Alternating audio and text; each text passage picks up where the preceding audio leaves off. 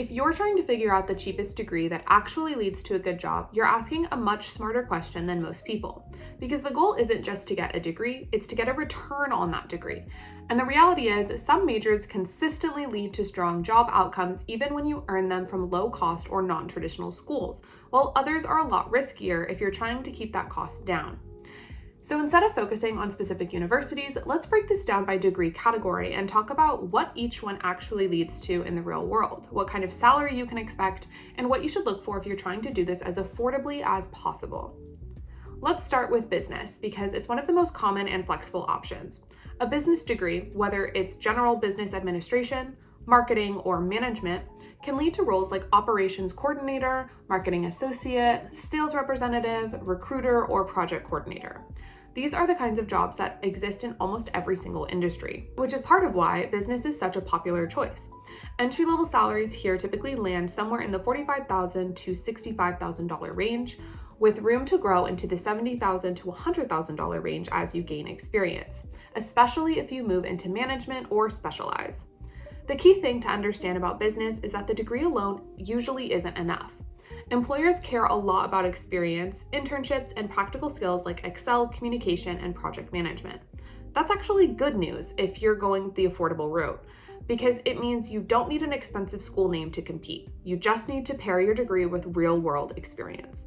Schools like University of the People offer business programs that can give you that baseline credential without the debt, which makes this one of the more practical, low-cost paths as long as you're proactive about building experience alongside it. Next is computer science, which is probably the highest upside option on this list, but also the most demanding. A computer science degree can lead to roles like software engineer, web developer, data analyst, or systems administrator. Entry-level salaries here are often higher than other fields, typically starting around $65,000 to $90,000, and in some markets or roles even higher. Mid-career salaries can easily reach well into the six figures. The reason this degree works so well from a cost-to-outcome perspective is that the tech industry tends to be more skills-focused than pedigree-focused. Employers care deeply about whether you can actually code, build projects, and solve problems. That means if you go the low-cost or even tuition-free school like University of the People for computer science, you can still be competitive as long as you build a strong portfolio, contribute to projects, and can demonstrate your skills properly. The trade-off is that this path requires a lot of self-discipline. You're not just passively earning a degree, you're actively learning technical skills that you'll need to prove in interviews. But if you're willing to do that, this is one of the most powerful ways to get a high-paying job without taking on massive student debt. Another category that's often overlooked but very practical is healthcare administration. This is a great option if you're interested in the healthcare space but don't want to go through clinical training like nursing or medical school. A degree in healthcare administration can lead to roles like medical office manager, healthcare coordinator, administrative supervisor, or roles within the hospital systems and insurance companies.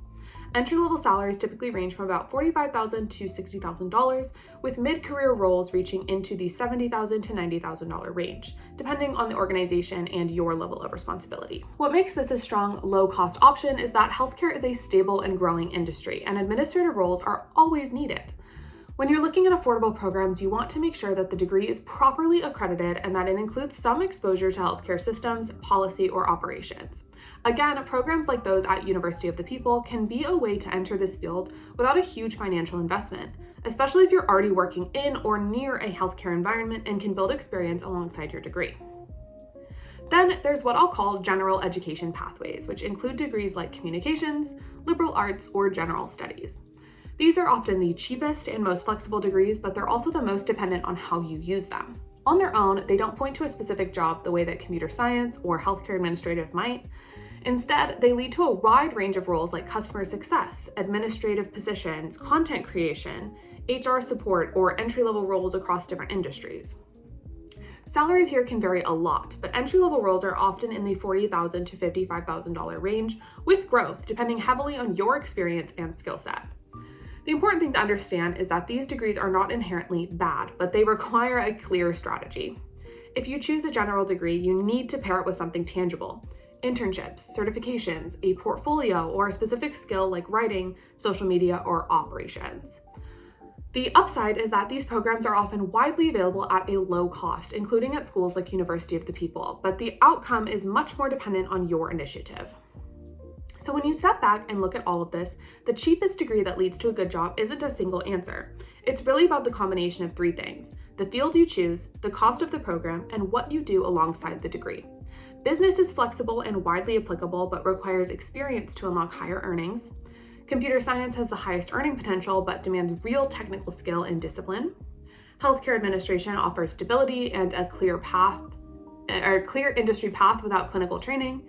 And general education degrees are the most flexible and often the cheapest, but they rely heavily on how intentionally you build your career around them. If you're trying to decide what's right for you, the best way to think about it is through your current situation. If you need something practical, flexible, and relatively low risk, business or healthcare administrations are strong choices, especially if you're already working or can gain experience while studying. If you're willing to put in the effort to learn technical skills and want the highest possible return on investment, computer science is hard to beat. And if you value flexibility and aren't sure exactly what role you want yet, a general degree can work, but only if you pair it with a clear plan for building skills and experience. The biggest mistake you can make is focusing only on the cost of degree without thinking about the outcome. A cheap degree that doesn't lead anywhere is still expensive in terms of time and opportunity, but a low-cost degree from a legitimate accredited institution like University of the People, paired with the right strategy, can be one of the smartest financial decisions you can make.